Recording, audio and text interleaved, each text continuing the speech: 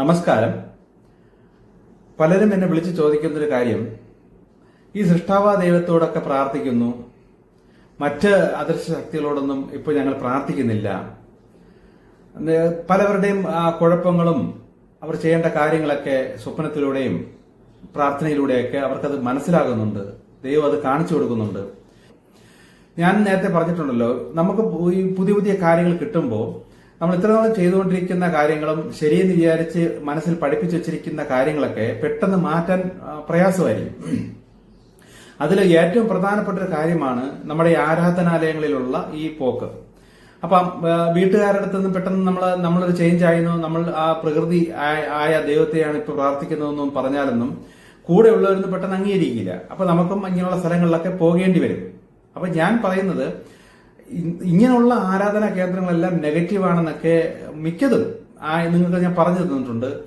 അപ്പൊ ഇത് നിങ്ങൾക്ക് അറിയുകയും ചെയ്യാം. അപ്പോൾ അങ്ങനെയുള്ള സ്ഥലങ്ങളിലൊക്കെ വീട്ടുകാരെ കൂടെയൊക്കെ പോകുമ്പോൾ നമ്മൾ അവിടെ പോകുന്നതിന് മുമ്പും പോയതിനു ശേഷവും അവിടെ നിൽക്കുമ്പോഴെല്ലാം ഇവിടെയുള്ള നെഗറ്റീവ് ഒന്നും എന്നെ ബാധിക്കല്ലേ, എന്നെ അത് ബാധിക്കാതെ എന്നെ പ്രൊട്ടക്ട് ചെയ്യണമേ എന്ന് സൃഷ്ടാവാൻ ദൈവത്തോട് പ്രാർത്ഥിച്ചുകൊണ്ടേ നിൽക്കണം. നമ്മുടെ മനസ്സിലാണ് ഈ പ്രാർത്ഥന നിൽക്കേണ്ടത്. നമ്മളിപ്പോൾ കണ്ണടച്ച് തൊഴുതൊക്കെ നിന്നാൽ പോലും നമ്മൾ പ്രാർത്ഥിക്കേണ്ടത് ദൈവത്തോടായിരിക്കണം. അപ്പൊ ഈ ശക്തികൾ നമ്മുടെ ആരാധനാലയങ്ങളിലൊക്കെ ആൾറെഡി ഉണ്ട്. പക്ഷേ മനുഷ്യരുടെ തെറ്റുകൾ കാരണം, മനുഷ്യരുടെ വ്യാജ സ്വഭാവങ്ങൾ കാരണം തിന്മ പെരുകി വരുന്നത് കൊണ്ട് ഒരുപാട് നെഗറ്റീവ് ശക്തികൾ, പൈശാചിക ശക്തികൾ, അസുരന്മാരൊക്കെ നമ്മുടെ ആരാധനാ കേന്ദ്രങ്ങളിലെല്ലാം നിയന്ത്രിച്ച് അവരുടെ മേൽനോട്ടത്തിലാണ് ഇപ്പോൾ മിക്കതും മുന്നോട്ട് പൊയ്ക്കൊണ്ടിരിക്കുന്നത്. അതുകൊണ്ടാണ് അവിടെയുള്ള പുരോഹിതന്മാരെല്ലാം ഇത്ര കണ്ട് വഴിതെറ്റി പോവുകയും ഇത് തനി ഒരു കച്ചവട കേന്ദ്രമായി മാറുകയൊക്കെ ചെയ്യുന്നത്. അപ്പൊ നമ്മൾ അവിടെ പോയി പ്രാർത്ഥിക്കുമ്പോൾ അവിടെയുള്ള പോസിറ്റീവ് ഇല്ലെന്നല്ല, ഉണ്ട്. പക്ഷേ അതിനെക്കാട്ടിലും ശക്തമായ രീതിയിൽ ഈ നെഗറ്റീവ് ശക്തികൾ നമ്മെ സ്വാധീനിക്കും. ഇപ്പം വളരെ ആത്മീയ വളർച്ച ഇല്ലാത്തൊരു വ്യക്തി, അത്ര കണ്ട് ദൈവമായിട്ടൊന്ന് കണക്ഷൻ ഇല്ല. അപ്പൊ അങ്ങനെ ഒരു വ്യക്തി ദൈവമേ ദൈവമേ എന്ന് വിളിച്ച് ഇങ്ങനെയുള്ള സ്ഥലങ്ങളൊക്കെ പോയി നിന്നാൽ അവിടെ ഇരിക്കുന്ന തിന്മയുടെ ശക്തികൾ ഈ ആത്മീയ വളർച്ച ഇല്ലാത്ത വ്യക്തിയെ അത്രയധികം ശല്യം ചെയ്യില്ല, അല്ലെങ്കിൽ അവരെ ട്രാപ്പിലാക്കില്ല.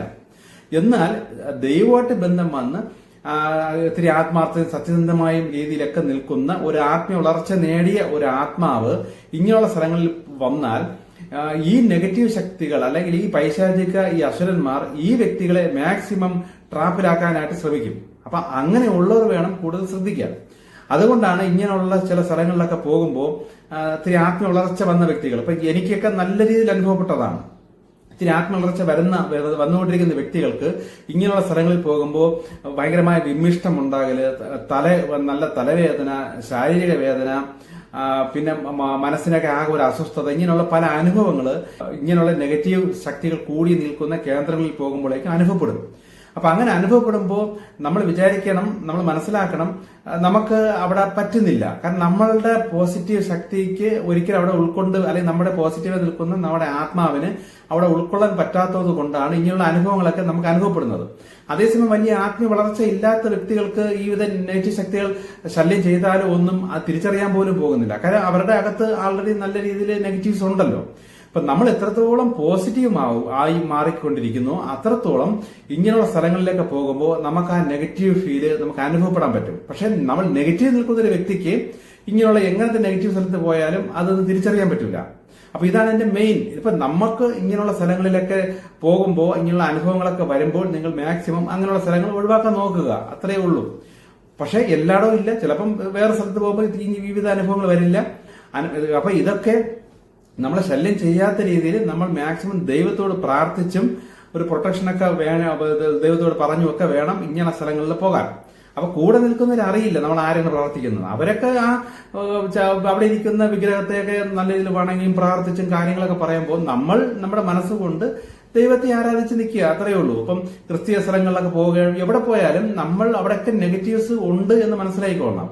ഇതൊന്നും നമ്മളെ ബാധിക്കാതിരിക്കാൻ വേണ്ടി നമ്മൾ പ്രാർത്ഥിച്ചും കൊണ്ട് അവിടെ നിൽക്കുക, ഇത്രയും നമുക്ക് ചെയ്യാൻ പറ്റുള്ളൂ. പലരും എന്നെ വിളിച്ച് ചോദിക്കുന്നുണ്ട്, നമ്മൾ വീട്ടിൽ നിന്ന് പ്രാർത്ഥിക്കുന്നു, നല്ല രീതിയിൽ അനുഭവങ്ങളുണ്ട്, പക്ഷെ വീട്ടുകാർ നിർബന്ധിക്കുന്നു, പള്ളിയിൽ പോകാൻ നിർബന്ധിക്കുന്നു, അമ്പലങ്ങളിൽ പോകാൻ നിർബന്ധിക്കുന്നു. ഇപ്പൊ ഇങ്ങനെയൊക്കെ വരുമ്പോൾ അത് ചെയ്യുന്നത് തെറ്റല്ലേ, നമ്മൾ പോകാതിരിക്കുന്നത് അത് പ്രശ്നങ്ങൾ കൂടെയല്ലേ ഉള്ളൂ. കൂടും, കാരണം വീട്ടുകാരുടെ പ്രാക്ക് വരാം, അവരുടെ പുച്ഛം വരാം, ദുഷിപ്പ് വരാം, ഇതൊക്കെ നമ്മളെ ബാധിക്കും. അപ്പൊ നമുക്കിതൊന്നും ബാധിക്കാത്ത ലെവൽ നമ്മൾ ബുദ്ധിപരമായ രീതിയിൽ ഈ കാര്യങ്ങളെല്ലാം ചെയ്യണം. പലരും ഇപ്പോൾ എന്നെ വിളിച്ച് ഇങ്ങനെയൊക്കെ ചോദിക്കുന്നത് കൊണ്ടാണ് ഞാനിപ്പോൾ ഇങ്ങനെ ചില കാര്യങ്ങൾ പറയുന്നത്. പോകുന്നതിൽ തെറ്റൊന്നുമില്ല, തെറ്റും ശരിയുള്ള അല്ല അവിടുത്തെ വിഷയം. നമ്മുടെ ആത്മീയ വളർച്ച പുറകോട്ട് പോകാതെ അല്ലെങ്കിൽ നമുക്ക് ദോഷം വരാത്ത രീതിയിൽ നമ്മൾ നോക്കിക്കൊള്ളണം. ഇങ്ങനെയുള്ള സ്ഥലങ്ങളിലൊക്കെ പോകുമ്പോൾ അവിടെ കച്ചവടങ്ങളൊക്കെ ഉണ്ടല്ലോ, പിരിവാണെങ്കിലും സംഭാവന ഇങ്ങനെയുള്ള കാര്യങ്ങളൊക്കെ ചെയ്യുമ്പോഴെല്ലാം മാക്സിമം അതിൽ നിന്നൊക്കെ ഒഴിയാൻ നോക്കണം. കാരണം ഇങ്ങനെയുള്ള കച്ചവട പരിപാടികളിൽ നിന്ന് നമ്മൾ കൂട്ടാളികളാവാതെ നമ്മൾ ശ്രദ്ധിച്ചു കൊള്ളണം. കാരണം നമ്മുടെ ആത്മാവിന് ഇത് ഇഷ്ടമില്ല. ദൈവത്തിന് ഇഷ്ടമാണോ ഇഷ്ടമല്ലേ എന്ന് പറഞ്ഞു കഴിഞ്ഞാൽ ദൈവം എന്ന് പറയുന്നത് നെഗറ്റീവ് പോസിറ്റീവും സകലമാന ശക്തികളെയൊക്കെ നിയന്ത്രിക്കുന്ന ആ ശക്തിയാണ് നമ്മുടെ ദൈവം. അപ്പൊ ഈ അസുരന്മാരായാലും ശരി, പിശാചായാലും ശരി, ദേവന്മാരായാലും ദേവിമാരായാലും ഇതെല്ലാം നമ്മുടെ ദൈവത്തിന്റെ പല രീതിയിലുള്ള മക്കൾ എന്നേ എനിക്ക് പറയാൻ പറ്റുള്ളൂ. അവ അതിലോട്ട് കുറെ ആത്മാക്കൾ പോകണമെന്നതും ഇങ്ങോട്ട് കുറെ ആത്മാക്കൾ പോകണമെന്നും ഒക്കെ ദൈവത്തിന് പ്രശ്നമൊന്നുമില്ല. കാരണം അങ്ങോട്ട് പോകേണ്ടവർക്ക് അങ്ങോട്ട് പോകാം, ഇങ്ങോട്ട് പോകേണ്ടവർ ഇങ്ങോട്ട് പോകാം, എങ്ങനെ വേണോ അവരുടെ ഇഷ്ടത്തിന് പോകാം. പക്ഷെ പോസിറ്റീവായി പോകാൻ ആഗ്രഹിച്ച് പോസിറ്റീവിലോട്ട് ലക്ഷ്യം വെച്ച് നിൽക്കുന്ന വ്യക്തികൾ നെഗറ്റീവിന്റെ ശല്യങ്ങളും ആ പ്രശ്നങ്ങളും മാക്സിമം തരണം ചെയ്ത് നമ്മൾ അതിലൊന്നും ട്രാപ്പിൽ പെടാതെ സൂക്ഷിച്ചാൽ നമുക്ക് പോസിറ്റീവിലോട്ട് പോകാൻ പറ്റും. കാരണം നമ്മളെ ആത്മാവ് അത്രയും ആഗ്രഹിച്ച് ആ ഒരു ലക്ഷ്യത്തിൽ നിൽക്കുന്നത് കൊണ്ട് ആത്മാവാണ്, അതായത് നമ്മുടെ ആത്മാവാണ് ചിലപ്പോൾ നമുക്ക് എതിരെ ദേഷ്യമായിട്ട് മാറേണ്ടി വരുന്നത്. അല്ലാതെ ദൈവമല്ല അവിടെ പ്രശ്നം ഉണ്ടാക്കുന്നത്. നമ്മുടെ ആത്മാവ് തന്നെ നമുക്കെതിരായിട്ട് ചിലപ്പോൾ തിരിയും. കാരണം നമ്മൾ ആത്മാവാണല്ലോ നമ്മളെ പ്രൊട്ടക്ട് ചെയ്തും ഒക്കെ കൊണ്ടുപോകേണ്ടത്. നമ്മുടെ ആത്മാവിനെ നോക്കിയിട്ടാണല്ലോ ഈ അദൃശക്തികളെല്ലാം നമുക്ക് സഹായത്തിനായി നിൽക്കുന്നത്. അപ്പൊ ഇതെല്ലാം ലക്ഷ്യം നമ്മുടെ ആത്മാവിനാണ്. കാരണം നമ്മുടെ ബോധ മനസ്സിനോ നമ്മുടെ ഈ ശരീരമോ ഈ ഭൂമി വിട്ടു കഴിഞ്ഞാൽ പിന്നെ ഇല്ല. പിന്നെ ഉള്ളതും അടുത്ത ജന്മങ്ങൾ എടുക്കുന്നതെല്ലാം നമ്മുടെ ആത്മാവിനെയാണ്. അപ്പൊ ഈ ആത്മാവാണ് ശരിക്കും പറഞ്ഞ മെയിൻ ലക്ഷ്യം. ദൈവത്തിന് ഇതൊന്നൊരു വിഷയമല്ല. പലരും ചോദിക്കുന്നതാണ്, അത് ദൈവത്തിന് ദേഷ്യം വരുമോ, അത് ദൈവത്തിന് ഇഷ്ടമില്ലാതെ വരുമോ? ദൈവത്തിന് വിഷയമൊന്നുമില്ല, എല്ലാം കണക്ക് തന്നെയാണ്.